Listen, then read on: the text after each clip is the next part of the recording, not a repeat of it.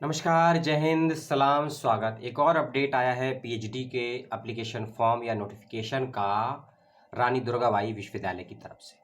जबलपुर मध्य प्रदेश में स्थित ये विश्वविद्यालय जहां निकले हैं पीएचडी के एप्लीकेशन फॉर्म 11 मार्च 2025 से और अप्लाई करने की डेट में केवल एक वीक का समय अभी बाकी रह गया है। अगर आप भी करना चाहते हैं अप्लाई इस विश्वविद्यालय में तो जल्दी से कर दीजिए अप्लाई और महत्वपूर्ण जानकारियां मिल जाएंगी वेबसाइट पर और कुछ छोटी मोटी जानकारियां मैं आपको दे देता हूं। 29 सब्जेक्ट में निकले हैं एप्लीकेशन फॉर्म, 10 फैकल्टीज़ हैं और 7 अप्रैल इसकी लास्ट डेट है फॉर्म को फिलअप करने की, इसका ध्यान रखिएगा। ठीक है। और रजिस्ट्रेशन फीस जो है वो रखी गई है 2000 रुपये की, इस बात का भी ध्यान रखिएगा। एग्जाम्सन कैटेगरी के थ्रू एडमिशन भी मिलेगा और एंट्रेंस के थ्रू भी आपको एडमिशन मिलने की संभावनाएं हैं। और जो नोटिफिकेशन आया था 27-28 मार्च 2024 को यूजीसी की तरफ से, जिसको आपने देखा भी होगा, समझा भी होगा, सैकड़ों वीडियो यूट्यूब पर मौजूद भी हैं, जिसमें यह बताया गया था यदि आप नेट कैटेगरी 1, नेट कैटेगरी 2 या नेट कैटेगरी 3 में से किसी में भी आपने क्वालिफाई करा है तो आपको पीएचडी में एडमिशन मिल जाएगा। लेकिन कैटेगरी 2 और कैटेगरी 3 का जो वैलिडिटी है वो 1 साल के लिए ही है, ये भी आपको अच्छे से मालूम होगा, है ना। और जिनका अभी यूजीसी नेट क्लियर हुआ है दिसंबर 2024 का, उनके लिए इंफॉर्मेशन एक और है कि उनका जो ई सर्टिफिकेट होता है वो वेबसाइट पर डाउनलोड कर दिया गया है। यूजीसी की वेबसाइट पर जाइए और अपने सर्टिफिकेट को डाउनलोड कर लीजिए, क्योंकि अप्लाई करते वक्त में आपको अपना यूजीसी नेट क्लियर है या नहीं उसके सर्टिफिकेट को अपलोड करना होगा। ये एक्स्ट्रा जानकारी थी, अलग वीडियो नहीं बना पाऊंगा, समय का अभाव है, इसलिए मैंने इसी में आपको बता दिया। ठीक है। एंट्रेंस एग्जामिनेशन यूनिवर्सिटी में ही होगा। एंट्रेंस का सिलेबस जो भी आपको वेबसाइट पर दिया गया है उसका लिंक आपको दे दिया है वीडियो के डिस्क्रिप्शन बॉक्स में, इस बात का ध्यान रखिएगा। ठीक है। और एक और चीज़ कि सिलेबस अभी सभी डिपार्टमेंट ने वेबसाइट पर अपलोड नहीं किया है। 12-13 विभाग का ही सिलेबस वेबसाइट पर आया है, उसका लिंक मैंने आपको दे दिया है और उसी लिंक पर उन डिपार्टमेंट का सिलेबस भी बहुत जल्दी अपलोड कर दिया जाएगा, ऐसा उम्मीद करता हूं, जिनका सिलेबस अभी अपलोड नहीं किया गया है विश्वविद्यालय की वेबसाइट पर। इसका रखेगा विशेष रूप से ध्यान। ठीक है। और क्योंकि ये स्टेट यूनिवर्सिटी है और स्टेट यूनिवर्सिटी के जो बच्चे मध्य प्रदेश के नहीं हैं, बाहर के आते हैं, महाराष्ट्र के हैं, दिल्ली के हैं, बिहार के हैं या किसी और राज्य के हैं, वह सभी बच्चे जनरल कैटेगरी में काउंट होंगे और उनको 55% नंबर अगर है पीजी में तो ही आवेदन कर सकते हैं, नहीं तो नहीं कर पाएंगे। और जिन बच्चों का एमपी से है, कैटेगरी में आते हैं, उनको 50% पे आवेदन करने का अनुमति दी गई है और एंट्रेंस में भी 45 का उनको वेटेज मिलेगा। जो कैटेगरी के बच्चे हैं उनको एंट्रेंस में 45% नंबर लाने पड़ेंगे और जो जनरल में आते हैं उनको लाने पड़ेंगे 50% नंबर। ठीक है। पेपर में एमसीक्यू माध्यम से सवाल आपसे पूछे जाएंगे, एमसीक्यू ही होगा, नेगेटिव मार्किंग नहीं रखी जाएगी। ठीक है। पेपर के 2 होंगे, सब्जेक्टिव टाइप का ही पेपर होगा। ठीक है।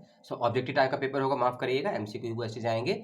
और जो सिलेबस है उसको एक बार वेबसाइट पर जाकर ध्यान से देख लीजिएगा, समझ लीजिएगा।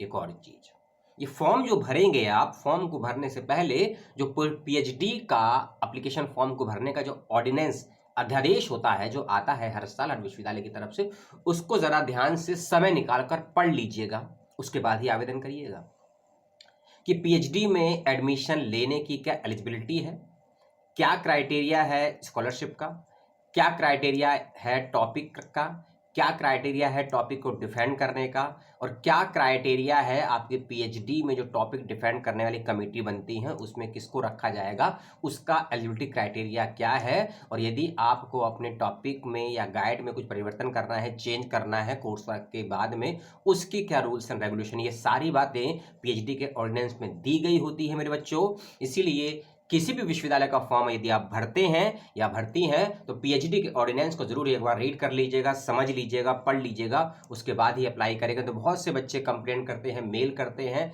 अभी रिसेंटली बैंगलोर से भी कॉल आया कि बच्चों की समस्या आ गई थी सर कि पीएचडी में एडमिशन हो गया है लेकिन अब बच्चा एडमिशन कैंसिल करवाना चाहता है क्योंकि बच्चे का एडमिशन बीएचयू में हो गया है, डिपार्टमेंट ऑफ फिजिक्स में।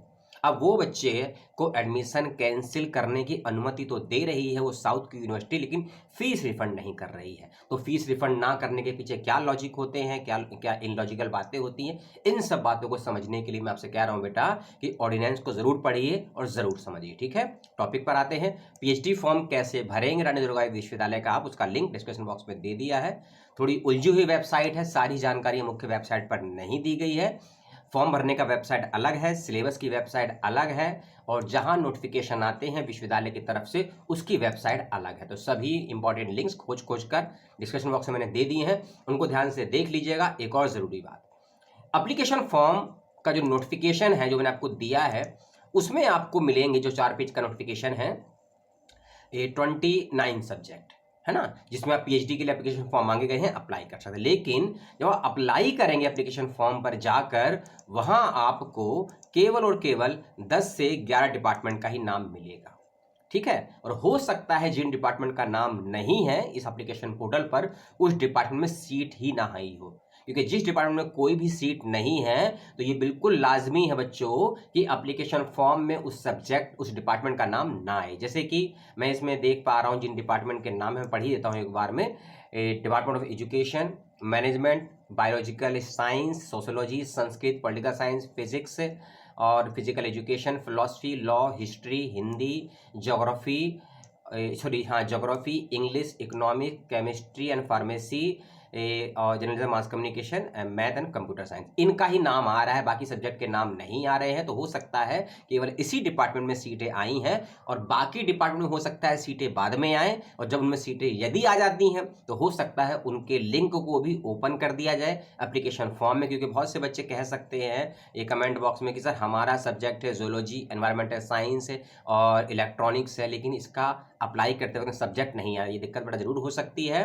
तो बहुत जल्दी हो सकता है, क्योंकि 7 तारीख लास्ट डेट है, तो डेट बढ़ाई भी जाएगी, जितना मेरी संभावनाएं हैं बढ़ाई जाती है। और एंट्रेंस दे लीजिए, उसके बाद का प्रोसेस बहुत उलझा हुआ है इस विश्वविद्यालय का, खासकर इंटरव्यू का। इंटरव्यू से पहले आपको सनॉप्सिस को बाय मेल भेजना होता है, और सनॉप्सिस को विदाउट वेरिफिकेशन यदि आप भेजते हैं तो सिलेक्शन आपका नहीं हो पाएगा। वेरिफिकेशन कैसे करवाएंगे, किससे करवाएंगे, क्या उसके टर्म्स एंड कंडीशन है, और जो करने वाला व्यक्ति होता है सनॉप्सिस को वेरीफाई, उनकी क्या एलिजिबिलिटी होती है, और ये गाइड, ये व्यक्ति कहां से मिलेंगे, उसकी लिस्ट क्या है, ये सारी बात करेंगे एंट्रेंस होने के बाद में। तो इस वीडियो के सेकंड और थर्ड पार्ट को जरूर देखिएगा। विद इन 7 to 10 डेज में आपको मैं उसको भी दे दूंगा। और इसके बाद जो भी आपके पास सवाल है, जो मैंने वीडियो में बातें बताई हैं, उसको लेकर जरूर पूछिएगा। आपका सवाल है, आपके मित्र का सवाल है, आपके मित्र के मित्र का सवाल है, जरूर पूछिएगा। और जल्द भर दीजिए फॉर्म रानी दुर्गाबाई विश्वविद्यालय पीएचडी का 2024 और 25 के सत्र का। याद रखिएगा 24 और 25 का ये सेशन है, सेशन क्योंकि लेट है इसलिए ध्यान रखिएगा। आ रही हैं बातें, आपने अपना समय दिया और अपने सवाल दिए, उसके लिए आपको बहुत बहुत धन्यवाद। अपना ख्याल रखिएगा, अपना ख्याल रखिएगा। रमजान के पावन महीने की बहुत बहुत शुभकामनाएं सभी को।